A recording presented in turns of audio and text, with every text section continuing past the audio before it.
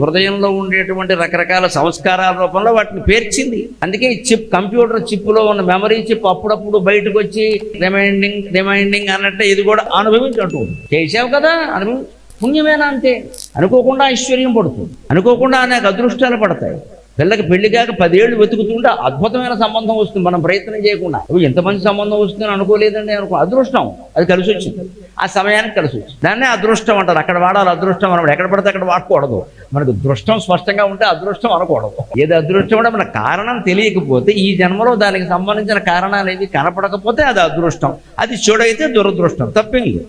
కానీ కారణం స్పష్టంగా కనపడుతుంటే దురదృష్టం. ఇప్పుడు మైకి ఆగిపోయింది, దురదృష్టం ఏముందో, మా వైర్లు పనిచేయలేదు, ఆగిపోయింది, వాడు వచ్చి పని చెప్తుంది.